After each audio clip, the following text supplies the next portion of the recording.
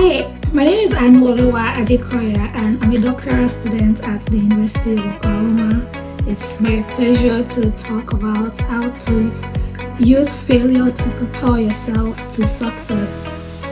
And I'd like to start by sharing a little bit about what I call my biggest failure story.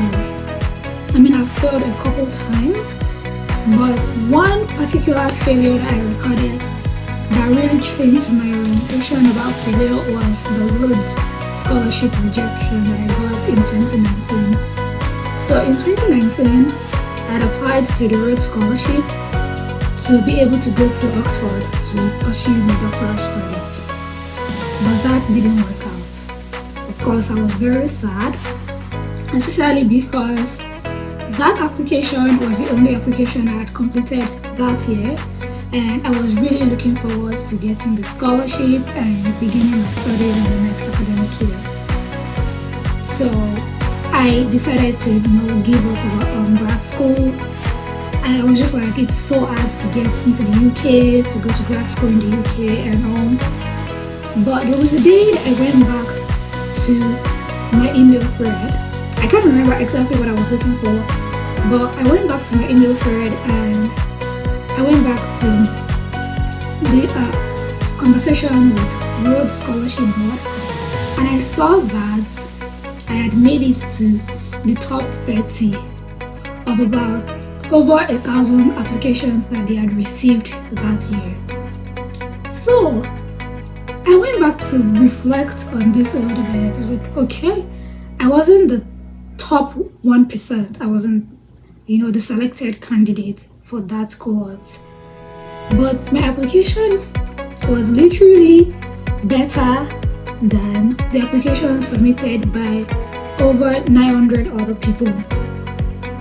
That said something to me that I probably just needed to work on my application materials a little bit and then give it a trial again. Although I did eventually apply to the Rhodes Scholarship Board again, but I went back, I worked on my application materials again, and I submitted my application to other schools, and I eventually got into grad school. But one big thing that I think really helped me was that message that I decided to consider a win. It was a rejection email, but I read through it again, and the only part that I took from it the second time I read it was the fact that I made it to the top 30. So I really want to tie my short talk to that. So I feel like we usually get drowned in a failure, or we get stuck in failure stage when we live in denial, and we just want to assume that we probably didn't get that job or that scholarship or that opportunity because there was some form of inappropriate things that happened there, or because we weren't just good enough, So, and we begin to blame a lot of things, and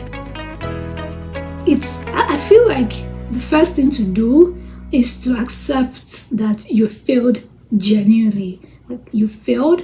The person that got that opportunity probably submitted a better application material, or you weren't actually qualified enough to get the opportunity at the time, and it wasn't just going to work because there was no way they could have ignored the better application submitted by the other candidates to take you. So first, you have to accept that you truly failed. Then secondly, it's reflecting on the process. The failure results you got, or the failure result was at the end of the process, right? So you want to look back to the process and think about it. You probably had to go through 7 exam stages and probably 2 to 3 interview stages. So you had to go through that. You passed the first stage, the second stage, the third stage. When some other people were being rejected, That shows that your application materials could get you to the stage that you got to. That's a win. If you applied for an opportunity alongside 199 others and you make it to top 5, that shows that your application materials were so good that you were considered before about 190 other people. Then you want to now go back to also reflect on what exactly could you have done wrong? What exactly could have separated you from the top 5 or the one person that eventually got the opportunity? And sometimes the easiest way to figure this out, because sometimes you can't reach out to the recruiter to get feedback. If you can, I would say you should reach out to the recruiter to get feedback, to know areas where you could make adjustments. If you cannot, another way to approach this is to go to public platforms or social media platforms like LinkedIn. You want to get the profile of the people that got the opportunity or people in similar roles that you were trying to get into. So look at their journey. What were they doing before they got into that role? What do you think they could have done differently? What can you see that is different from what is on your CV or from your entirety? So you want to go back and take a look at these things and figure out that one thing that you could do better to make your application materials better the next time you're applying for this role. And more importantly, after picking these things, you want to take action. If it's a skill that you need to get, you want to look for a boot camp that will help you get that skill. Sometimes you may not be able to help it. For example, if we're talking about better grades, you definitely cannot go back to school to change your grades. But you can still make your application more robust if you get a different skill that will augment whatever you currently have on your application.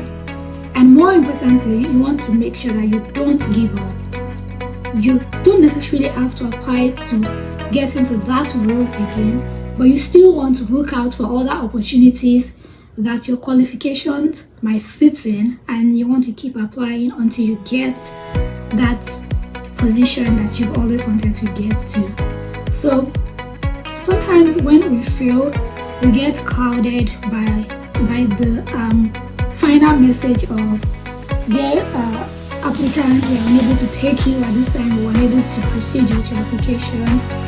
But sometimes, or most times, there is usually a but in that message, or like we want to let you know that you made it to the top 5, top 10, top 15.